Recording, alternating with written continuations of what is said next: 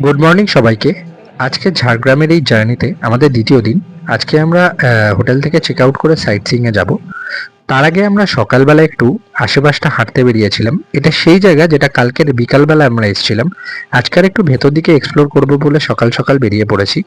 আশেপাশটা আপনাদের দেখিয়ে দিই, কত গ্রিনারিজ আর ফরেস্ট আছে। এটাই ক্যাম্পের একটা সুবিধা, যে ক্যাম্প থেকে বেরোলেই এই জায়গাটা পাওয়া যায়। আশেপাশে যে জায়গাটা আপনারা দেখতে পাচ্ছেন, এখানে একটা ফরেস্ট ফিলিংস আছে। আমরা ভেতরে যতটা যাওয়ার ততটা গেছি, তারপর আর পায়ে চলা কোনো রাস্তা নেই। এটা গভর্নমেন্ট কোনো প্রপার্টি বা প্রজেক্ট, কারণ এখানে গাছ কাটা এবং সেখানে মার্কিং করা রয়েছে। ভবিষ্যতে হয়তো ভেতর আর একটু যাওয়া যাবে। যাই হোক, আজকে আমরা এখান থেকে চেক আউট করে যাব আমাদের এই ক্যাম্প থেকে। তো আমরা যে কটেজে আছি, এটা ছাড়াও এদের কাছে যে মাড হাউস আছে বা মাড হাট আছে, সেটাও আমরা আজকে আপনাদেরকে একটু বাদেই দেখিয়ে দিচ্ছি। এখন আমরা আপনাদেরকে যে জায়গাটা দেখাচ্ছি, এটা হচ্ছে মাডহাট। আমরা যেরকম কটেজে যা যা এমিনিটিস পেয়েছি, সেই এমিনিটিস কিন্তু এখানেও আছে। ওনাদের অনুমতি নিয়ে, এবং ওনারা আমাদের অনুমতি দিয়েছেন, থ্যাঙ্কস টু দেম, যে আমরা কটেজ এই ভেতরে মাডহাটের ভেতরে যে জায়গাটা কটেজের মতোই আমরা এটা আপনাদেরকে দেখিয়ে দিচ্ছি। ভেতরে কিন্তু সবই পাবেন। আপনাদেরকে একবার ঘুরিয়ে ঘুরিয়ে ভিডিওটা দেখিয়ে দিলাম।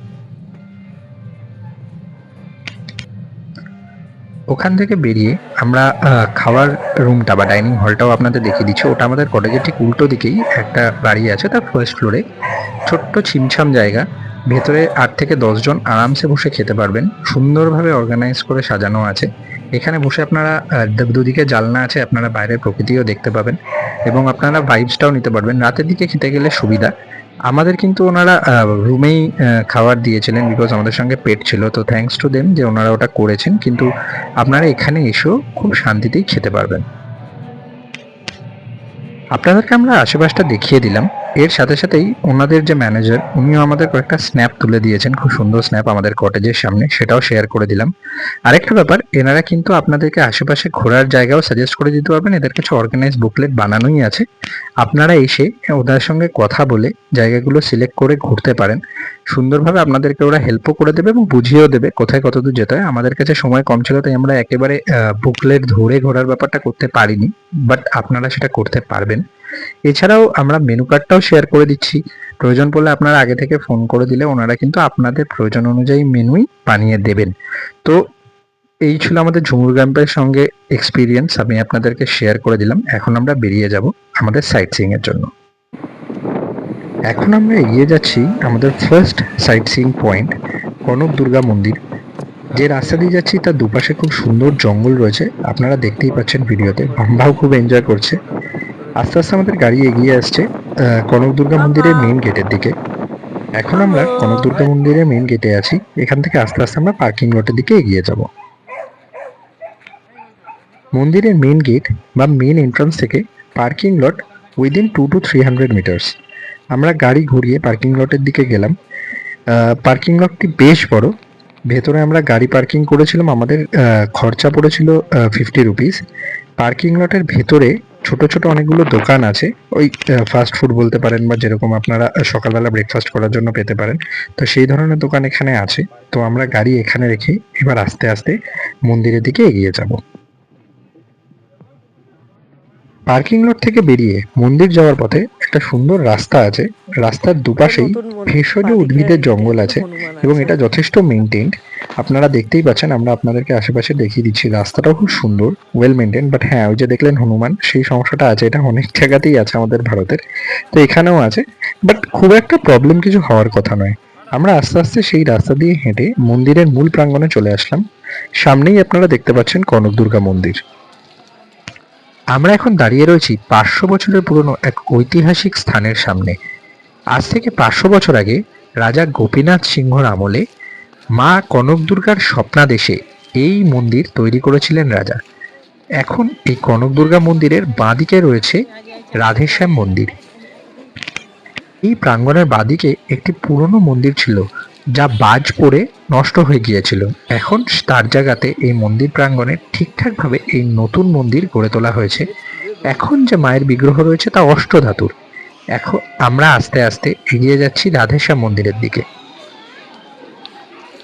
ঘুরতে ঘুরতে আপনাদের একটা জরুরি তথ্য দিয়ে রাখি, মন্দিরের ভেতরে ছবি তোলা সম্পূর্ণ নিষিদ্ধ। তো আমরা মন্দিরের আশেপাশটা, মন্দির প্রাঙ্গণ, তার পাশে রাধেশ্যাম মন্দির, এই জায়গাগুলোর ছবি এবং ভিডিওটাই আপনাদেরকে দেখাতে পারছি। আপনারাও দেখতে পাচ্ছেন কত সুন্দর একটি জায়গা। আপনারা এখানে ডেফিনেটলি আসুন। এখন আমরা সেখান থেকে আস্তে আস্তে হেঁটে এগিয়ে যাচ্ছি ডুলুং নদীর তীরে। যাওয়ার পথেই আপনার বাঁদিকে পড়বে পার্ক। আস্তে আস্তে আমরা এগিয়ে গেলাম ডুলুং নদীর পাড়ে। আমরা এখন এসে দাঁড়িয়েছি ডুলুং নদীর পাড়ে। একটা কথা বলতে বাধ্য হচ্ছি, নদীতে জল কম থাকা সত্ত্বেও এখানকার আশেপাশের প্রাকৃতিক সৌন্দর্য কিন্তু খুব সুন্দর। আপনারা নিজেরাও এখানে আসলে একটা কাম সিরিন পরিবেশ যেটাকে বলে সেটা পাবেন। যদিও আজকে অনেক লোক, বিকজ আমরা সানডে এসেছি, কিন্তু অন্য সময় অন্য যে কোনো টাইমে আপনারা আসলে আপনারা বুঝতে পারবেন কতটা শান্তির এই জায়গাটা। প্রাচীনকাল থেকেই এই ডুলুং নদী বয়ে চলেছে চিল্কিগড় রাজবাড়ি আর কনকদুর্গা মন্দিরের মাঝখান দিয়ে। এখন নদীতে জল নেই, আপনি দেখতেই পাচ্ছেন স্বাভাবিকভাবেই। বর্ষার সময় নাকি এই নদী দুকুল ছাপিয়ে বয়ে যায়, যেটা বলা হয়। তো আস্তে আস্তে এখন আমরা একটু নদীর পাড়ের দিকে এগিয়ে যাচ্ছি, জলের কাছাকাছি।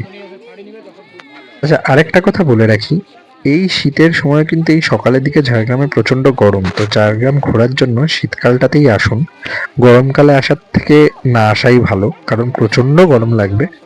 এই হচ্ছে ডুলুং নদীর পাড়, খুব সুন্দর দেখতে। আমরা পাড়ে আরো খানিকক্ষণ সময় কাটিয়ে এবার আস্তে আস্তে ফিরে যাব। সকালবেলা বেরোবার সময় কারোরই ব্রেকফাস্ট হয়নি, তাই ওই যেখানে আমরা পার্কিং করেছিলাম গাড়ি, সেখানে দাঁড়িয়ে আমরা ব্রেকফাস্ট করে নিলাম। এখান থেকে আমরা সোজা চলে যাচ্ছি চিল্কিগড় রাজবাড়ি। কনকদুর্গা মন্দির থেকে বেরিয়ে চিল্কিগড় রাজবাড়ি খুব বেশি দূরে নয়। আমরা এখন চিল্কিগড় রাজবাড়ির মূল প্রাঙ্গণে চলে এসেছি। অনেক বড় জায়গা, বিশাল বড় এরিয়া, কিন্তু যেটা চোখে পড়ে সেটা হচ্ছে মেনটেন্যান্সের খুব অভাব।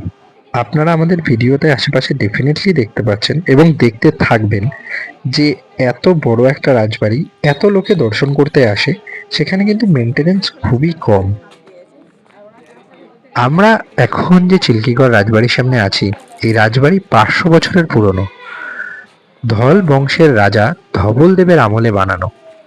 এখানকার আর্কিটেকচার অলমোস্ট রুইন্সে পরিণত হয়েছে, পরিত্যক্ত হতে হতে আপনি একবার অবস্থাটা দেখুন আশেপাশের কোথায় এসে দাঁড়িয়েছে। রাজবাড়ির ভেতরের প্রেমাইসেস এটা, সেখানে অলরেডি গাছ গজিয়ে গেছে, কোনো মেনটেনেন্সের ব্যাপারই নেই। কিন্তু হ্যাঁ, আর্কিটেকচারের দিক থেকে খুব ভালো নিদর্শন, বিকজ এখনো পুরো আর্কিটেকচারটাই প্রপারলি দাঁড়িয়ে রয়েছে। আমরা অলমোস্ট ভেতরের প্রত্যেকটা নুকন কর্নার ঘুরে দেখেছি, আপনাদেরকেও এই ভিডিওর মাধ্যমে প্রত্যেকটা জায়গা দেখাচ্ছি। একটা কথা আমি বলতে বাধ্য হচ্ছি, এত বড় ঐতিহাসিক নিদর্শন, এতজন দেখতে আছে, কিন্তু সংরক্ষণের এতটা অভাব কেন আমি এখনো বুঝে উঠতে পারছি না। আপনারা যারা ঝাড়গ্রাম দেখতে গেছেন তারাও নিশ্চয়ই চিল্কিগড় রাজবাড়ি দেখেছেন, তারাও কি আমারই মতো সেম ফিল করেছেন? একবার একটু দেখে বলবেন তো। এত বড় নিদর্শন, এত সুন্দর নিদর্শন, আপনি মাঝে মাঝে কয়েকটা জায়গার আর্কিটেকচার আমি স্পেসিফিক্যালি আপনাদেরকে দেখাচ্ছি। এই যে ওয়ালসটা, পেছনে যে মন্দিরটা দেখুন, আমার যত ধারণা নাট মন্দির গোছের কিছুই ছিল, কোথাও সেটা মেনশন পর্যন্ত করা নেই এত বড় একটা আর্কিটেকচারের। বাট আমরা প্রত্যেকটা জায়গায় কভার করে দেখেছি, আমরা আপনাদের সাথে শেয়ারও করে দিচ্ছি। আচ্ছা, আরেকটা কথা বলে রাখি, এই ভিডিওতে কিন্তু আপনারা বাম্বাকে দেখতে পাবেন না, কারণ সমস্যাটা হচ্ছে এই রাজবাড়ির যে প্রেমাইসেস, সেখানে কিন্তু প্রচুর হনুমান। তাদের সঙ্গে আপনারা যথেষ্ট ভদ্র ব্যবহার করুন, কারণ তারা সেই ভদ্র ব্যবহারে ভদ্রভাবেই রেসপন্স করে। অভদ্র ব্যবহার করলে কিন্তু তাদের থেকে আপনারা সেটাই পাবেন। এখানে পেট, মানে কোনো রকমের পেটদেরকে গাড়ি থেকে না নামানোটাই ভালো, তাতে ওই বলতে হয় না, ঝামেলা একটু বাড়তে পারে। বাট ওভারঅল জায়গাটা সুন্দর। এই যে দেখছেন, এই জায়গাটা আমরা আলাদা করে ক্যাপচার করেছি, এটা অনেকটা মন্দিরের মতোই দেখতে, but we are not sure যেটা মন্দির কিনা।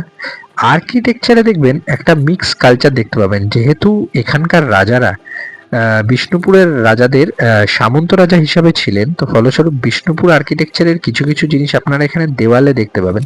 যদিও পোড়ামাটি বা সেরকম ব্যাপার নয়, বাট ওই স্ট্রাকচারটা, আর্কিটেকচার স্ট্রাকচারটা আপনারা পেয়ে যাবেন। এছাড়াও এখানে যেহেতু কিছুটা বর্ডার এরিয়া, মানে যেহেতু ঝাড়গ্রাম ঝাড়খণ্ডের বর্ডারের কাছাকাছি, তো সেইখানকার আর্কিটেকচারের কিছু কিছু নিদর্শন আপনারা পাবেন। বলতে নেই, মিক্সড যে ব্যাপারটা, মিক্স কালচার, সেটা কিন্তু এখানে পুরোপুরি প্রত্যেকটা স্ট্রাকচারই আছে। বাট একটা জিনিস বলবো, রোবাস্ট ফার্ম, মানে একটা শক্তপোক্ত স্ট্রাকচার বা শিল্পশৈলী যেটাকে আপনারা বলেন, সেটা কিন্তু এখানে আপনারা প্রত্যেকটা শৈল্পিক নিদর্শনের ভেতর দেখতে পাবেন। ভালো হয়, মেনটেনেন্সটা করে না। চিল্কিগড়ের অবস্থা চিল্কিগড়ের অবস্থাটা আগেও যা ছিল এখনো তাই। ব্যাকগ্রাউন্ডে সোহিনীর বলা কথাগুলো বেসিক্যালি বাস্তব। চিল্কিগড় আমরা আগেও একবার এসেছিলাম, সেখানে আমরা যতটা খারাপ অবস্থায় দেখে গেছিলাম এখনো ঠিক ততটা খারাপ অবস্থায় আছে বলতে নেই, তার থেকে ওর্স্ট হয়নি, এটাই যা বাঁচোয়া। ভেঙে পড়েনি, জায়গায় জায়গায় খসে যায়নি, লোকে তুলে নিয়ে চলে যায়নি। আমাদের এখানে পরিত্যক্ত জায়গার যে অবস্থা হয় সেটা তো আপনারা সবাই জানেন। যাই হোক, এই মন্দিরের ভেতরে একটা বিগ্রহ আমরা দেখতে পেলাম।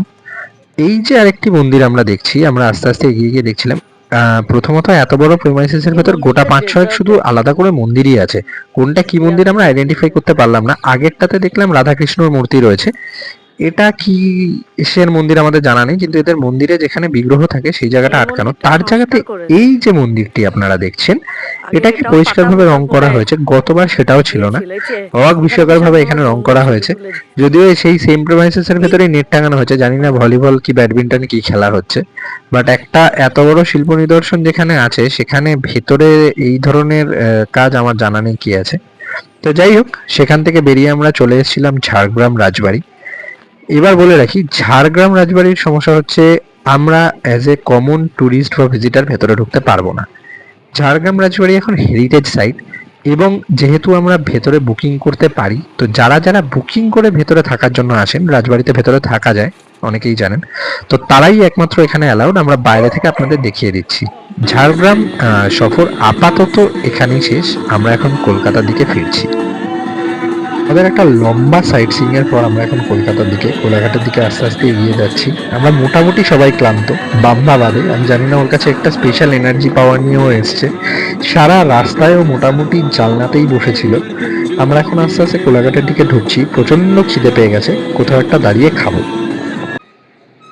অলমোস্ট ৪টে ৪:৩০ বাজে, আমাদের প্রচন্ড খিদে পেয়ে গেছিল, তো তাই আমরা এই হোটেল কাম রেস্টুরেন্টের সামনে দাঁড়িয়ে গেছিলাম। ফুডের মেনু প্রচুরই ছিল, কিন্তু আমরা অ্যাজ ইউজুয়াল চাউমিন অর্ডার করেছিলাম, সৈনিক খুব পছন্দের। তো সেই চাউমিন আমরা অর্ডার করার পরে আমরা আশেপাশটা একটু হাইওয়েতে দাঁড়িয়েছিলাম আসা পর্যন্ত। সেই চাউমিন আমি গাড়িতে নিয়ে দাঁড়িয়ে খেয়েছি, বিকজ বাম্বাকে নিয়ে ভেতরে ঢোকা যায় না। বাম্বা এনজয় করেছে, কিন্তু সাথে সাথে ক্লান্তও হয়েছে। আপনারা পুরো জার্নিতে ওকে দেখলে বুঝতে পারবেন যে কতটা এনার্জিও দিয়েছে। এখন আমরা আছি কোলাঘাটের আগে মেদিনীপুরে খড়গপুর ক্রসিংয়ে। ঝাড়গ্রাম থেকে ফিরছি আমরা, জার্নি আমাদের কমপ্লিট হয়ে গেছে। শেষ হলো আমাদের ঝাড়গ্রামের পেট ফ্রেন্ডলি ভিজিট বলা উচিত আমাদের। আমরা পেট ফ্রেন্ডলি একটা লোকেশনে গেছিলাম, পুরো ডিটেল ভিডিওতে আপনারা সেটা দেখে নিয়েছেন অলরেডি। তো এখন আমরা কলকাতায় ফিরছি। এরপর একটা নতুন ভিজিট, নতুন জার্নি নিয়ে আবার আমরা ফেরত আসবো। ততক্ষণের জন্য thank you for watching. Please like and subscribe করে দেবেন। আপনারা হেল্প করবেন আমাদের যতটা আমরা আপনাদের এই ভিডিওটাকে আরও ছড়িয়ে দিতে পারি। Thank you for watching again. Tata. মামাম সেটাতা সেটাতা টাটা বলো, বলে দাও টাটা।